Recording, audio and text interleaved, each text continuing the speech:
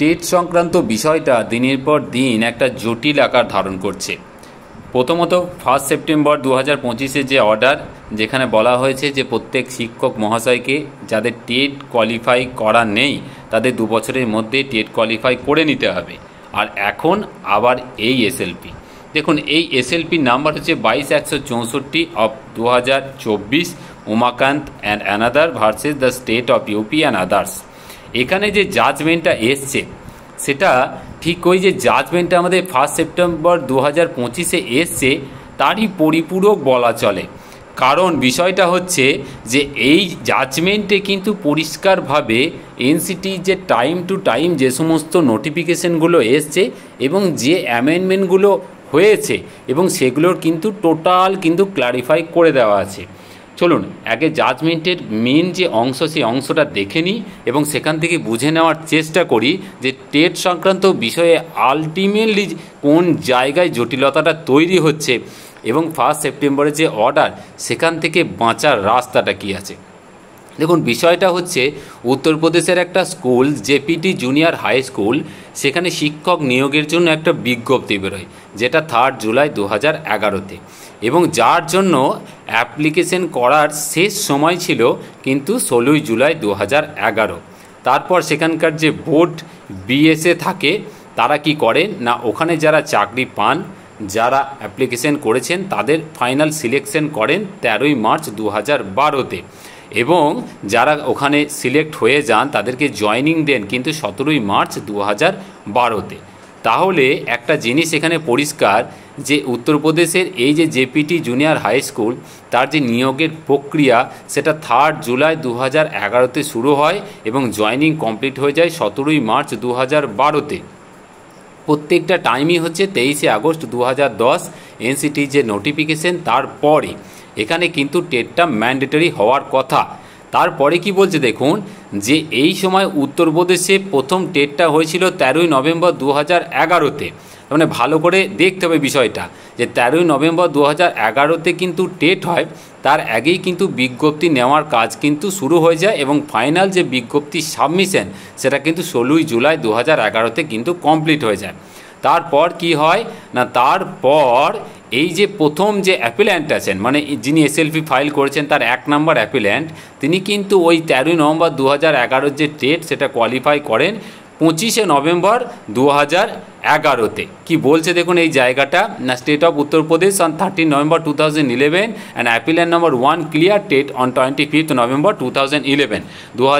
25 November 2011-তে তিনি TET qualify করেন। আর অ্যাপিল্যান্ট নম্বর 2 যিনি এখানে অ্যাপিল করেছেন 2 নম্বরে, তিনি টেটটা কোয়ালিফাই করেছেন 24 মে 2014-তে। এবার বিষয়টা কি দেখুন এখানে ব্যাখ্যাটা দিয়েছে যে আমরা প্রত্যেকেই জানি যেটা আরটি অ্যাক্ট 2009, যেটা আরটি অ্যাক্টটা 2010 থেকে চালু হয় এবং তার সেই আরটি অ্যাক্টে 23-এর যে 2 নম্বর উপধারা সেখানে কিন্তু পরিষ্কার একটা ম্যাক্সিমাম 5 বছর ছাড়ের কথা বলা ছিল এবং সেই অনুযায়ী কিন্তু 31 মার্চ 2015 পর্যন্ত একটা কিন্তু 5 বছরের ছাড় কমপ্লিট হয়ে যায়। তাহলে 5 বছরের একটা রিল্যাক্সেশন কিন্তু পেয়ে যায়। দেখুন তার মধ্যেই কিন্তু ওনারা টেটটা কোয়ালিফাই করেছেন, নাম্বার 1। নাম্বার 2 হচ্ছে তারপরেও দেখুন যে 2017-র যে অ্যামেন্ডমেন্টটা এসছে সেই 2017-র অ্যামেন্ডমেন্টে কিন্তু পরিষ্কার উল্লেখ করেছে যে 31 মার্চ 2015 পর্যন্ত তো ছাড় ছিলই, কিন্তু তারপরেও আরও 4 বছর এক্সটেন্ড করা হলো। কিসের জন্য না, মিনিমাম কোয়ালিফিকেশনের জন্য। সেটা কতদিন পর্যন্ত সময় না, 31 মার্চ 2019 পর্যন্ত। এইবার প্রশ্নটা হলো যে এই যারা সার্ভিস করছিলেন যাদেরকে টার্মিনেট করা হয়েছিল 12 জুলাই 2018 বিএসএ একটা নোটিফিকেশন দিয়ে কিন্তু সেটা টার্মিনেট করে।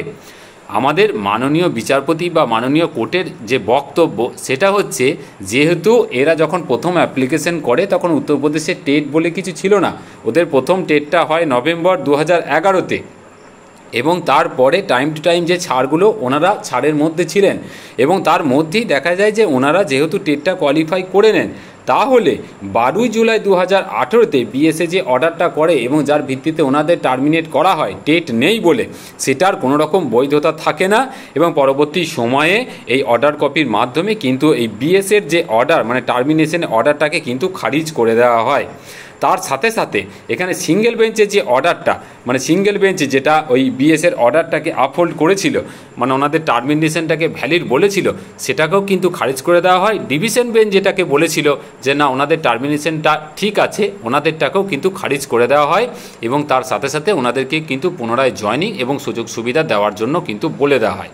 তাহলে বিষয়টা এটা দাঁড়াচ্ছে যে 2010-এর পর টেট বাধ্যতামূলক হলেও 31শে মার্চ 2019 পর্যন্ত বিভিন্ন লেভেলে বিভিন্ন স্তরে কিন্তু একটা ছাড় ছিল এবং তার মধ্যে যারা কিন্তু ওইটি অর্জন করে নিয়েছেন বা টেট কোয়ালিফাই করে নিয়েছেন তাদের ক্ষেত্রে কিন্তু সার্ভিস টার্মিনেশন হলেও সুপ্রিম কোর্টের মত অনুযায়ী কিন্তু সেটা ঠিকই ছিল, যেহেতু ওটা এনসিটির গাইডলাইন বা অ্যামেন্ডমেন্ট অনুযায়ী কিন্তু ঠিকঠাক নিয়ম অনুযায়ী হচ্ছে, তাই ওনাদের কোনোভাবেই টার্মিনেট করা যাবে না।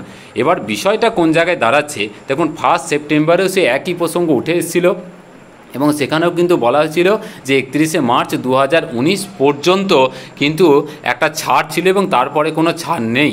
তখন মাননীয় সুপ্রিম কোর্ট কিন্তু একটা 2 বছরের টাইম কিন্তু এক্সটেন্ড করেছেন এবং তার সময়সীমা কিন্তু শেষ হয়ে যাবে ঠিক 2027-এ। তা 2027-এ যদি সেই টাইম সীমা যদি আগস্টে শেষ হয়ে যায় তাহলে কিন্তু আর আমাদের হাতে বেশি সময় নেই। এবার প্রশ্ন হচ্ছে তাহলে কি টেট কি ম্যান্ডেটরি হয়ে গেল? দেখুন আপাতত যা অর্ডার হয়ে আছে তাতে কিন্তু এই 2027-এর আগস্ট পর্যন্ত কিন্তু টেটটা কিন্তু ম্যান্ডেটরি অবশ্যই হয়ে আছে। তাহলে বাঁচার উপায় হচ্ছে এখন ওই রিভিউ পিটিশনের মাধ্যমে যদি ওটাকে কোনোভাবে চেঞ্জ বা খারিজ করা যায় বা কোনো অর্ডিন্যান্স বা অ্যামেন্ডমেন্টের মাধ্যমে যদি নতুন কিছু যদি যোগ করা যায় তাহলে কিন্তু একমাত্র এই টেটের হাত থেকে কিন্তু রেহাই পাওয়া যেতে পারে। এছাড়া এই টেট যন্ত্রণা থেকে মুক্তি পাওয়ার আর কোনো উপায় আপাতত নেই। তবে হ্যাঁ, লড়াই চলছে, রিভিউ ফাইল হয়েছে, তার যেহেতু এখনও হিয়ারিং কিছু কমপ্লিট হয়নি তাই আমাদেরকে এখনই আশাহত হওয়ার কিছু নেই। আমাদেরকে ভরসা রাখতে হবে, ধৈর্য ধরতে হবে এবং অপেক্ষা করে থাকতে হবে আপ টু রিভিউয়ের রেজাল্ট পর্যন্ত। যতক্ষণ পর্যন্ত না সেই রিভিউয়ের রেজাল্টটা আসে ততক্ষণ পর্যন্ত আমাদের ওয়েট করা ছাড়া আর কোনো উপায় কিন্তু নেই। আর রিভিউয়ের রেজাল্টও যদি নেগেটিভ আসে পরবর্তী সময়ে গঠনমূলক আন্দোলন বা অন্যান্য যে পথগুলো আছে সেই পথ তো অবলম্বন করতেই হবে। এই ছিল মোটামুটি আজকের আপডেট।